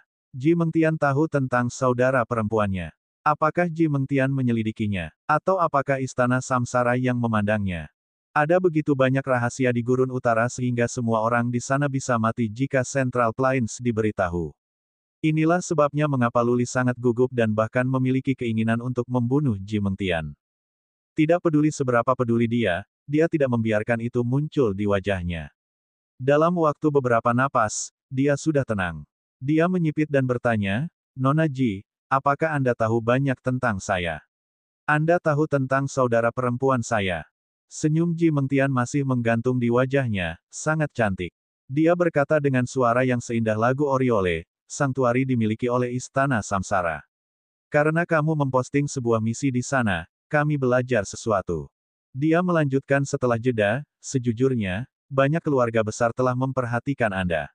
Anda harus tahu alasannya. Anda adalah putra Lu Renhuang dan patriark besar Anda menyinggung Lu Zengtan untuk menyelamatkan Anda.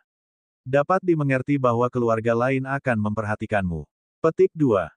Keraguan Luli terselesaikan. Apa yang dikatakan Ji Mengtian benar. Dia memiliki identitas yang tidak biasa dan Mystic Armor City penuh pengintai dari keluarga lain.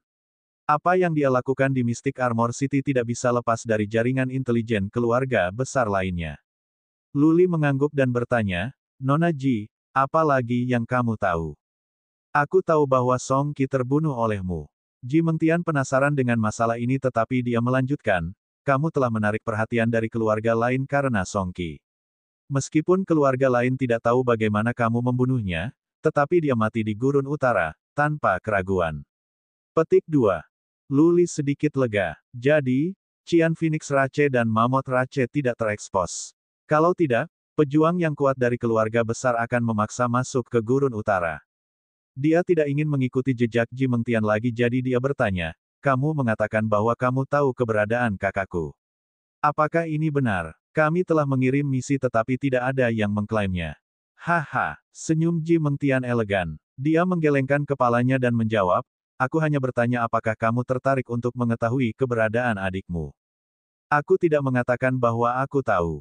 Tapi, sebagai kekuatan terbesar di Central Plains, Istana Samsara tidak dapat menemukan tugas yang lebih mudah daripada mencoba menemukan seseorang. Jika Tuan Muda Lu Anda dapat melakukan satu hal untuk saya akan memobilisasi orang untuk mencari saudara perempuan Anda segera setelah kami kembali ke dataran tengah. Jika kami tidak dapat menemukannya, saya akan pergi ke Utara Gurun dan terima hukuman apapun yang Anda berikan pada saya.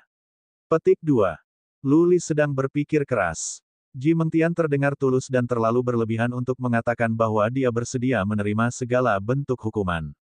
Jika dia tidak dapat menemukan Luling, Luli dapat mengambil tubuhnya dengan paksa dan menikah ke Istana Samsara. Untuk pria lain, mereka mungkin akan mengatakan ya. Tapi bukan Luli. Sebaliknya, dia menjadi lebih berhati-hati. Baginya, Ji Mengtian telah berhenti menjadi kecantikan yang menawan, tetapi seekor ular. Dia bisa melahapnya jika dia tidak hati-hati. Setelah beberapa pemikiran, dia bertanya, katakan padaku apa yang harus aku lakukan terlebih dahulu. Ji Mengtian tampaknya menghargai kehati-hatiannya. Dia berkata, bunuh seorang pria untukku. Bunuh seorang pria. Luli memicingkan matanya. Seorang lelaki, jelas berarti yang dia inginkan mati adalah manusia. Tak perlu dikatakan, pria ini harus berasal dari 12 keluarga kerajaan jika dia yang ingin dibunuh Ji Mengtian tetapi tidak bisa. Tidak banyak tuan muda dari 12 keluarga kerajaan datang ke sini. Ada yang Xuan dari Hades Society, Ye Luo dari Tumulus of Universe dan kemudian Lu Xuan dan Lu Ni dari keluarga Lu. Setelah beberapa pertimbangan, Luli datang dengan jawaban. Dia bertanya, apakah itu yang Xuan atau Lu Xuan? Baik, Ji Mengtian memberinya acungan jempol dan berseru, kamu benar-benar jenius untuk bisa bangkit begitu cepat hanya dalam beberapa tahun, dihargai oleh Jiang Qiling dan dianggap sebagai musuh bebuyutan oleh Lu Xuan. Tetapi saya tidak bisa memberitahu Anda siapa orang itu sebenarnya. Anda harus berjanji kepada saya dan Anda harus membuat sumpah surga membalikkan darah sebelum saya dapat memberi tahu Anda. Jangan khawatir, saya akan mengambil sumpah itu dengan Anda. Petik 2. Luli menggelengkan kepalanya sambil tersenyum dan berkata, Nona Mengtian, Anda melebih-lebihkan saya.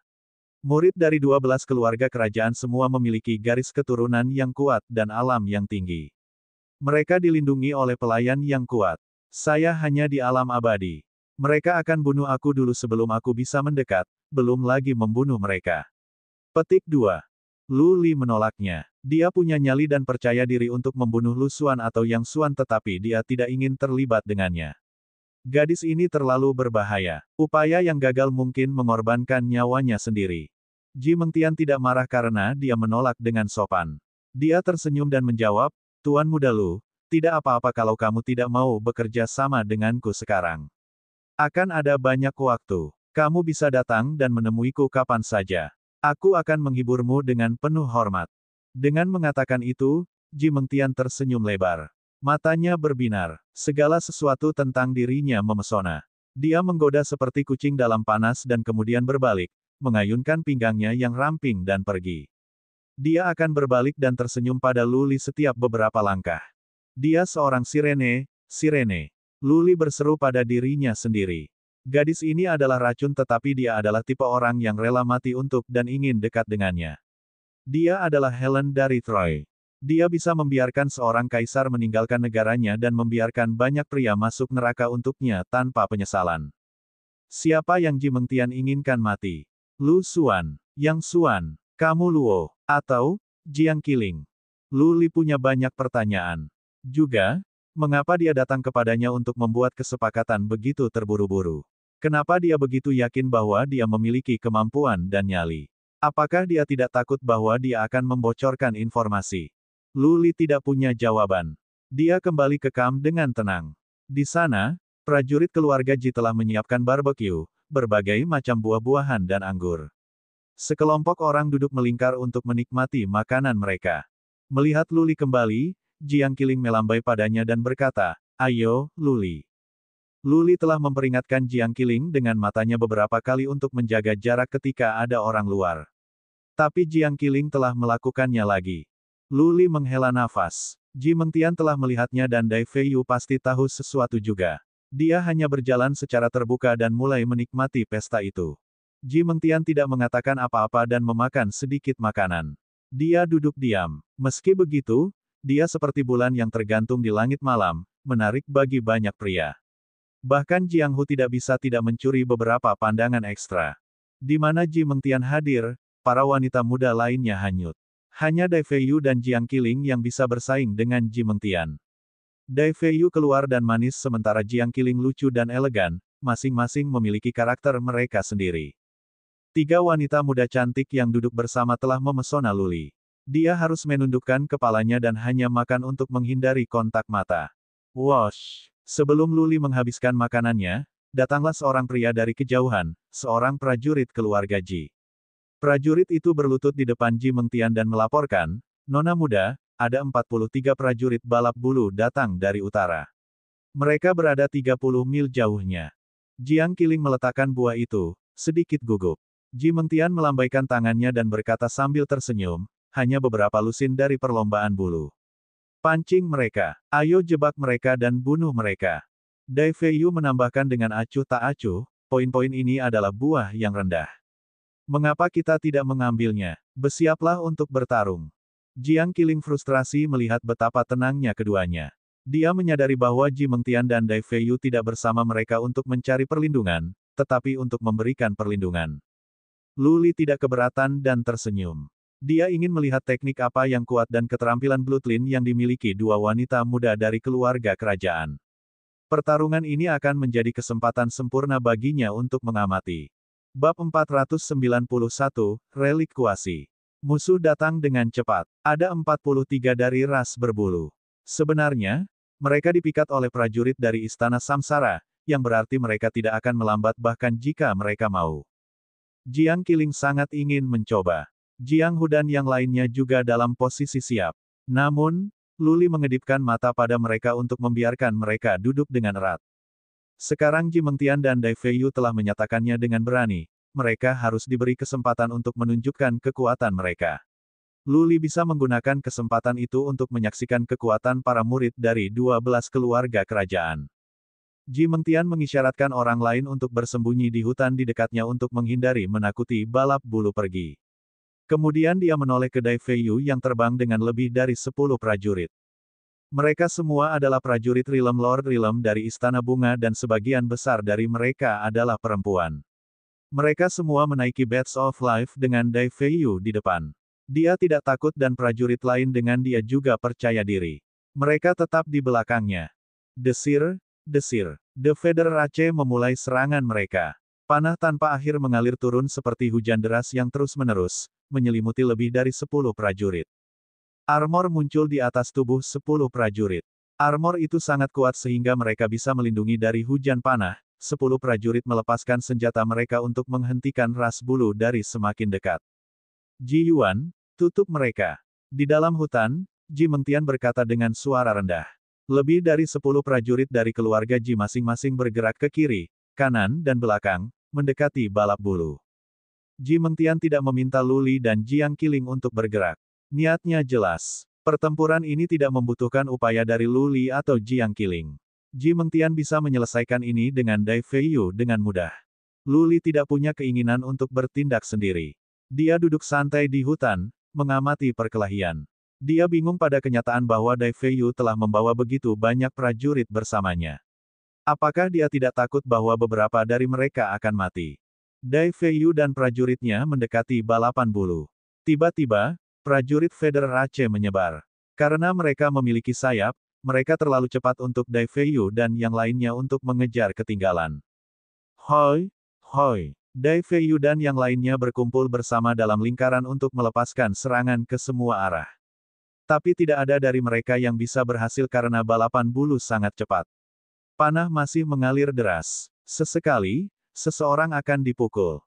Para prajurit itu mengenakan armor kelas surga. Namun, panah Federace tajam dan kuat. Banyak prajurit menemukan pelindungnya retak dan beberapa bahkan mengalami pendarahan internal karena syok.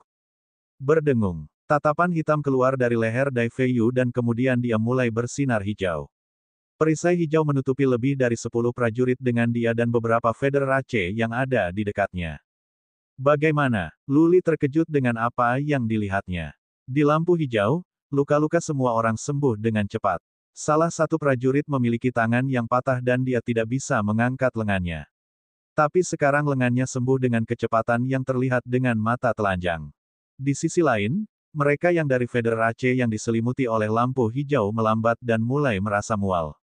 Vitalitas mereka telah melemah dan mereka menjadi panik. Bloodline macam apa ini? Sangat mengesankan. Lu Li menoleh ke arah Jiang Qiling yang tidak terkejut dan menjelaskan dengan suara rendah, ini disebut sumber kehidupan, garis keturunan unik keluarga Dai. Tidak peduli seberapa serius cedera Anda dapat menyembuhkan selama Anda berada di halo kehidupan. Petik 2. Jiang Qiling menambahkan, juga, sumber kehidupan ini dapat melukai musuh dan mengambil kekuatan hidup mereka. Jika kelompok perlombaan bulu ini ditutup selama 1 jam, mereka akan berubah menjadi mumi dan kita bahkan tidak perlu melawan mereka. Petik 2. Mengambil kekuatan hidup. Lu Li menjulurkan lidah karena terkejut. Bloodline Origins kayu dari keluarga Song memiliki kemampuan yang sama tetapi jelas, sumber kehidupan Bloodline keluarga Dai lebih mengintimidasi. Sekarang dia mengerti rencana Dai Feiyu dan Ji Mengtian. Dai Feiyu keluar untuk menarik perhatian musuh dan Ji Mengtian memimpin timnya untuk mendekati Federace dan membunuh mereka semua. Namun, dinilai oleh status Dai Feiyu, Lu Li berpikir akan sulit untuk membunuh orang-orang dari Federace. Siapa yang akan bertindak sebagai kekuatan serangan utama? Lu Li menoleh ke Ji Mengtian yang tersenyum lembut dan berkata, Tuan Muda Lu, Nyonya Jiang, tolong tunggu di sini. Aku akan pergi dan membunuh ras alien itu. Jiang Qiling tidak mengatakan apa-apa. Lu Li menjawab sambil tersenyum, hati-hati, Nona Ji. Aku akan menunggu kembalinya kemenanganmu. Ji Mengtian tersenyum lagi sebagai balasan. Kemudian dia menendang tanah dengan satu kaki dan melompat ke Bed of Life-nya, terbang seperti peri. Penggoda wanita. Jiang Qiling mencubit lengan Lu Li karena dia memperhatikan bahwa dia telah menatap Ji Mengtian dan berkata dengan marah, untuk apa kamu menatapnya? Apakah kamu punya perasaan untuknya? Luli tidak bisa menahan tawa ketika dia berbalik dan melihat betapa lucunya dia ketika dia marah. Dia menepuk kepalanya dan berkata, di sana, di sana. Saya ingin melihat bagaimana dia akan membunuh musuh-musuh kita. Kemarahan Jiang Qiling lenyap saat tangan Luli menepuknya. Dia tersenyum manis dan duduk di sisinya. Dia mengalihkan perhatiannya ke Ji Mengtian. Ji Mengtian terbang mendekat dan berhenti ketika dia berada sekitar 300 kaki jauhnya dari perlombaan bulu dan Dai Feiyu. Di tangannya tampak vas hijau zamrud dengan ranting pohon willow. Vas ini, mata Jiang Qiling dipenuhi dengan kegembiraan. Tapi Luli tidak melihat sesuatu yang berbeda meskipun dia mengamatinya dengan cermat. Ji Mengtian bergerak. Dia meletakkan vas hijau zamrud di satu tangan dan menuangkan suan energi dengan yang lain. Segera, vas hijau zamrud mulai bersinar, lebih terang dan lebih cerah. Perhatian semua orang tertarik. Benar-benar, Jiang Qiling berkata, napasnya memendek. Ekspresi Luli berubah serius juga. Dia merasakan gelombang ki aneh datang dari vas. Entah bagaimana, dia merasa mati lemas seolah kegelapan akan jatuh. Dia merasa tertindas dan bingung. Desir, ranting pohon willow itu tiba-tiba membesar. Kemudian suara itu meluncur keluar dengan kabur ke kerumunan Federace. Bang! Dengan suara teredam, sebelum Luli dan yang lain bisa melihatnya, salah satu prajurit balap bulu jatuh dengan tubuhnya berlumuran darah seolah-olah dia telah dihancurkan oleh Bat of Life. Bang! Bang! Bang! Bang! Saat lebih banyak suara teredam terdengar, satu demi satu dari Federace jatuh. Mereka yang hancur bahkan tidak bisa mengeluarkan tangisan kesengsaraan sebelum kematian. Mereka semua mati dalam 1 detik dengan tubuh yang terpotong-potong dan berlumuran darah. Desis, desis. Luli tersentak. Akhirnya, dia melihatnya dengan jelas. Itu adalah ranting pohon willow yang hanya membelai di Federace seperti angin lembut. Tetapi satu demi satu ras bulu telah mati tanpa kecuali. Mereka semua mati dalam satu gerakan. Sodo, sisa dari Federace terkejut. Mereka menjerit dan lari ke segala arah. Namun, lebih banyak prajurit dari Istana Samsara terbang dan menghentikan orang-orang yang melarikan diri dari Federace. Suara mendesing. Ranting pohon willow itu pindah. Itu terus datang dan membunuh perlombaan bulu seperti hantu menuntut kehidupan. Dalam waktu untuk beberapa tarikan napas, setidaknya setengah dari ras bulu terbunuh dan yang tersisa tidak bisa melarikan diri sekarang. Dadu dilemparkan. Ini bukan artefak kelas Suan Suci. Luli bergumam, menatap vas itu. Dia telah melihat artefak kelas Suan Suci sebelumnya. Jiang Qiling memiliki salah satu dari itu tetapi yang itu tidak begitu perkasa. Tidak, ini relik kuasi. Jiang Qiling berseru dengan iri, jadi saya melihat Ji Mengtian dinobatkan sebagai calon pemimpin Istana Samsara secara default. Istana Samsara hanya memiliki 2 potong kuasa relik secara total. Sangat mengejutkan dia bisa membawa 1 relik kuasi. Keraguan Luli terselesaikan. Apapun di dunia ini yang ada hubungannya dengan dewa kuno, tidak biasa. Ji Mengtian telah menunjukkan kekuatannya pada Luli tanpa menggunakan Bloodline skill-nya. Dengan sepotong kuasa relik ini, dia bisa menyapu bersih di medan perang kecil.